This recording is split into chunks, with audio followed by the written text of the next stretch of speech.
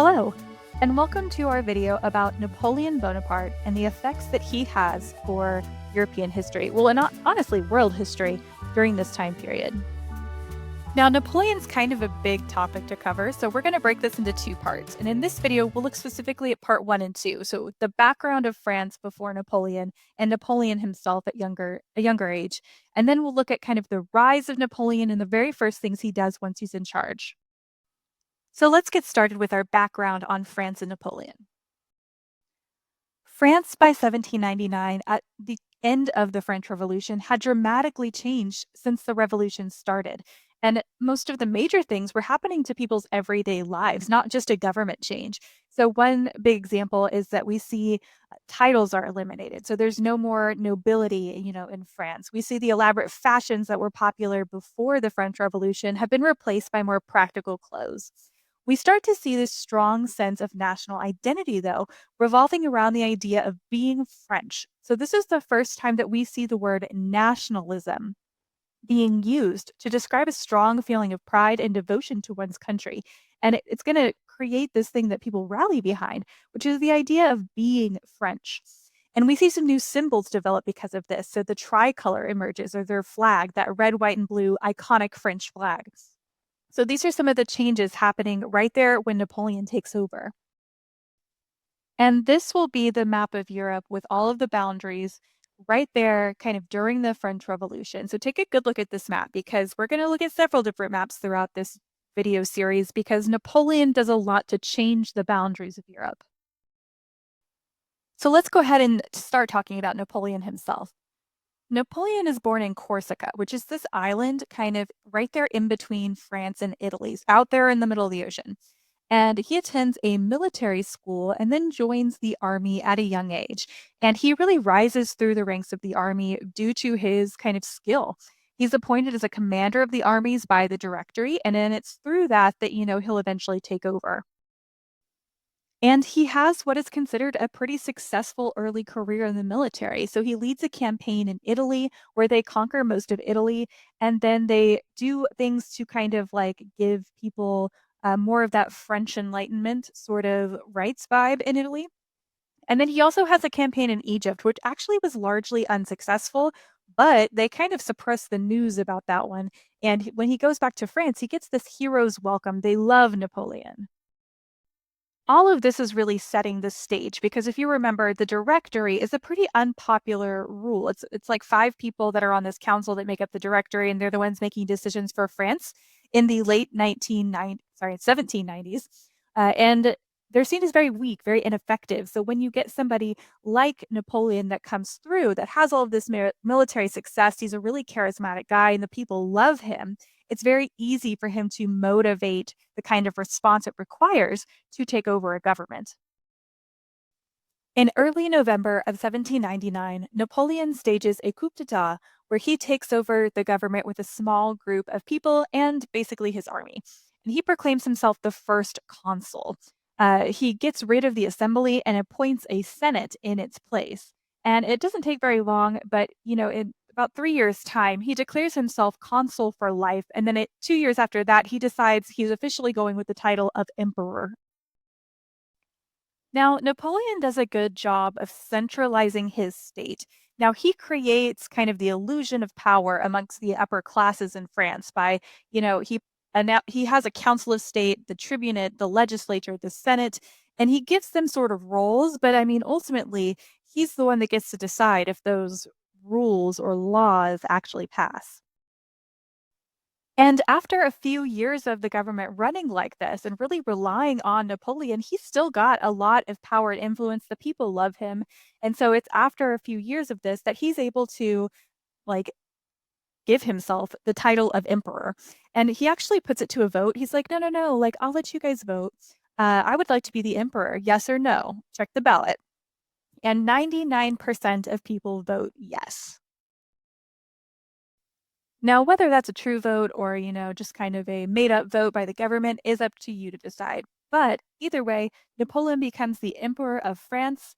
And you can see from this picture, he takes on a lot of those qualities that traditional leaders had before. This is him crowning his wife, Josephine, as the Empress of France.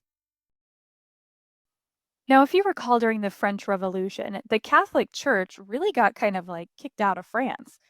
They took away their land, they, took away privileges from the clergy, and the Pope now wants to come to Napoleon and kind of remedy all of those bad things that happened with the church. So the Pope comes and he tries to talk to Napoleon about all of this, and Napoleon's solution is the Concordat, where he attempts to heal the relationship with the Catholic Church.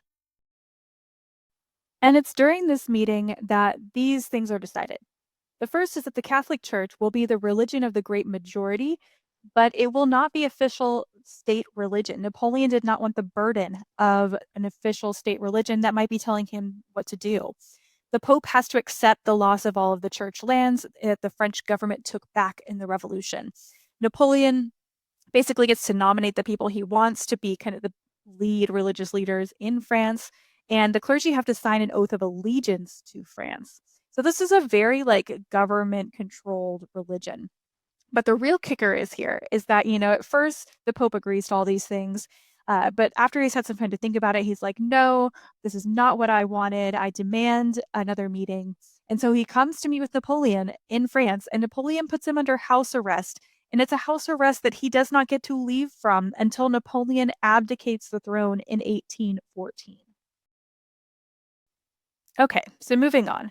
It's important to point out that Napoleon's greatest contributions to France, the ones that he's most popular for, are all going to happen at the beginning of his rule. And the lycée system is one of those things. So it's a system of education. He puts up all these different education reforms around 1801. And what this specific ruling does is it sets up talented students for higher education, specifically students that maybe couldn't always afford to attend the private schools of France. And so this is how he plans to train his future bureaucrats and give them technical training. And, he's a big believer of kind of merit based bureaucracy. So having people that are well qualified to be in charge rather than just like a hereditary, they're in charge.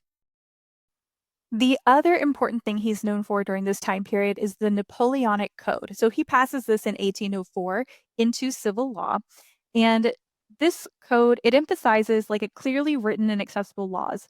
It gives equality before the law, protection of property rights, and secular authority in civil matters like marriage and inheritance. And he eliminates those feudal privileges that the nobility used to have.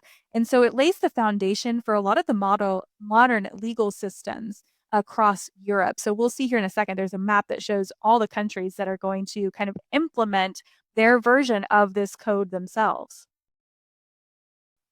And it really provided some stability to France after they'd spent a decade in like constant turmoil and violence. And so the people really liked this set standard of laws that applied to everyone. So you can see here on the map, all these countries that are highlighted, no matter the color here, they all in some way were impacted by the Napoleonic Code. Unfortunately, though, not all of Napoleon's new ideas are going to kind of benefit the people of France. In some ways, he is like getting rid of rights that they have.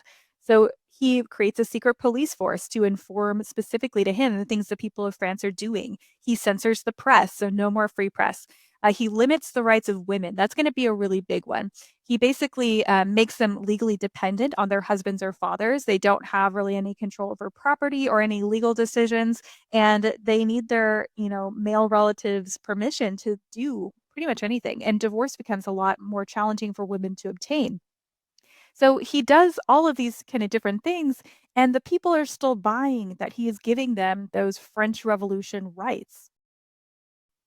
Now, before we can wrap up our part one here on Napoleon, we need to talk about Napoleon's involvement in the New World. So, Saint Domingue was a colony of France, and it was a plantation economy. It was a sugar plantation where you have, most of the population are slave laborers. It was really awful working conditions. The people there suffered a lot. And so this will become a slave revolt in 1791. And they fight for a very long time. Eventually, by 1802, Napoleon's going to send military troops to try to suppress the revolution and reinstate slavery, but it doesn't work. The French troops are devastated by the resistance of the people living in Haiti and yellow fever, which basically leads to their defeat. And in 1804, Haiti becomes the first independent Black republic and the first nation founded by formerly enslaved people.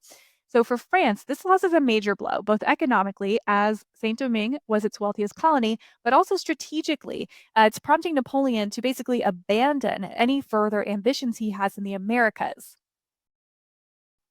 All of this leads Napoleon to sell the Louisiana Territory to the United States in 1803, primarily because he needed money to fund his military campaigns in Europe, and he could not defend this vast territory.